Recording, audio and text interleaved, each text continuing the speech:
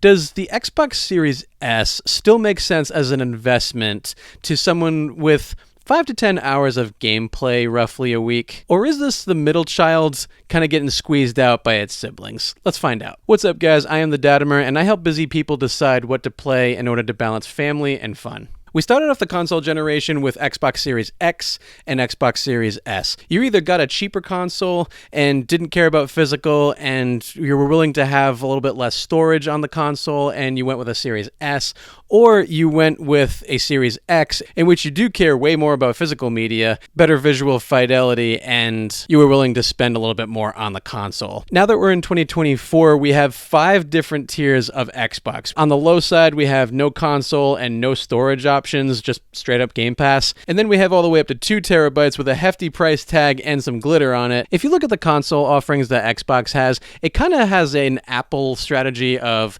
pricing you in such a way where it leads you to the next tier up. For $80, you can buy an Amazon Fire Stick and a controller.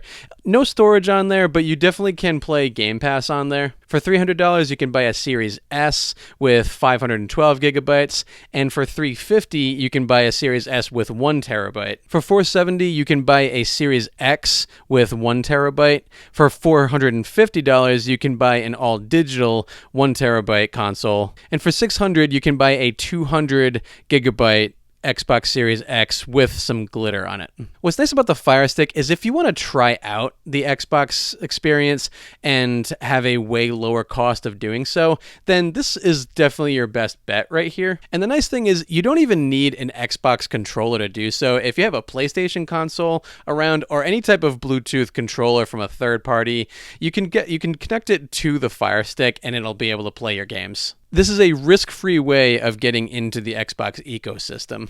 If you're strapped for cash and your kids are begging for an Xbox, this is definitely a console alternative and will satisfy your kids' gaming needs for very cheap.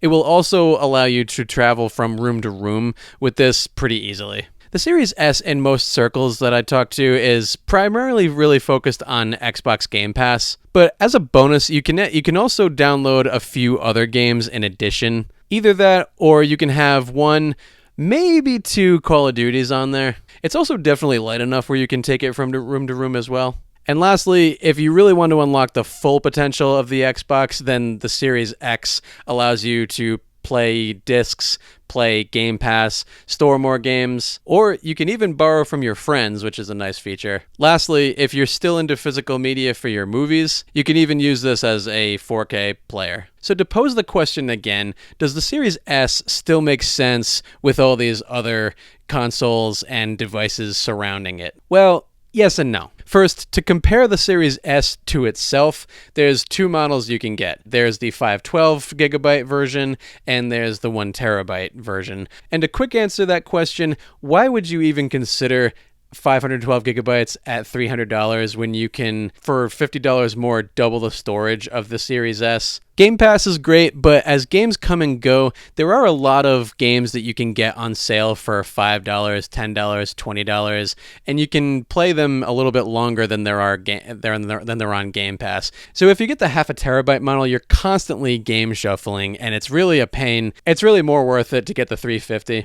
Now, when you compare the Series S to a Fire Stick, yeah, you're definitely saving money there. But just know that you're kind of getting what you pay for a little bit. You're not going to have as smooth as an experience on a Fire Stick as you are going to have on a Series S or a Series X, really. If you're playing on this, you're definitely going to experience some lag. You're going to experience frame rate dips, and you're really limited to strictly Game Pass with the Fire Stick.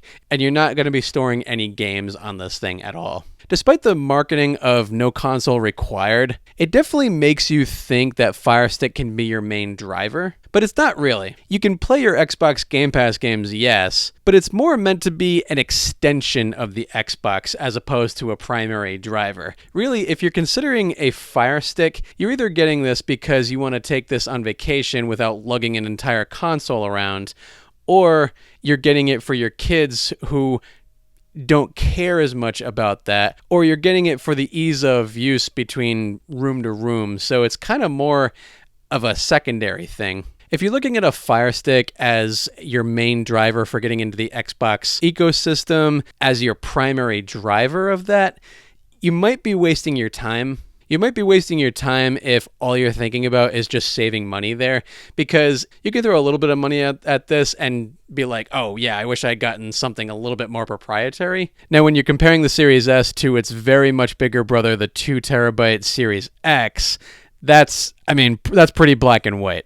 $250 buys you less game juggling with the additional space, better visuals, physical media, and cosmetics if you like that black and green and glitter combination. Really, you're paying almost double for all this, and for that's more of a black and white answer of if you're kind of saving money, you're not going to get as high visual fidelity as you would with the Series X, but you do have the space, and you do have the performance, and you do have the ability to just kind of really play in your room, or even save money and feel like you're getting something that's proprietary. So in that case, yes, it does 100% make sense.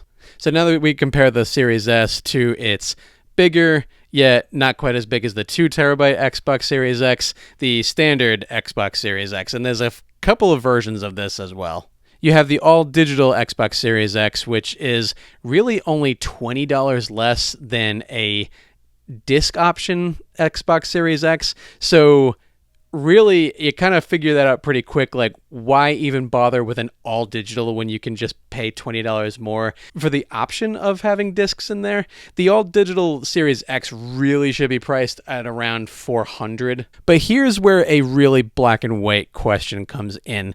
An all digital 1 terabyte Series S or a 1 terabyte Series X, and for the difference of $120 or 2 games, I hesitate to say even 2 games because really the games are $70 now, not $60. So a full price game and a slightly discounted game. You could also think of the Xbox Series X as a 34% more investment than is the Series S. But in addition, you get the option of physical games.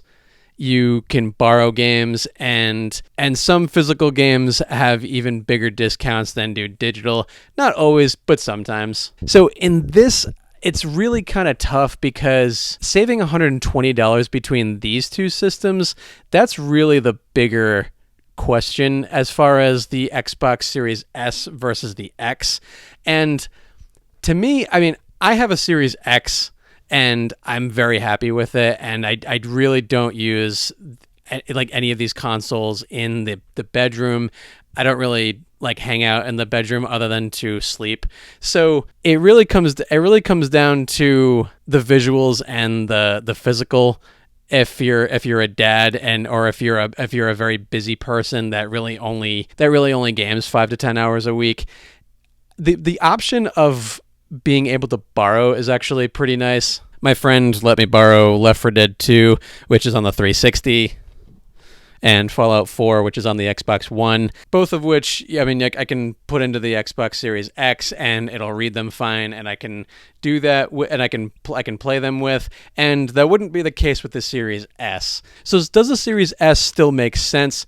Yes, it does in some cases, depending on what you're comparing it to, and no in other cases, again, depending on what you are comparing it to. Let me know in the comment section below how you evaluate your choice of the Xbox Series S and where it stands. Like, is it a solid choice for a console? Do you think it's kind of useless? Let me know.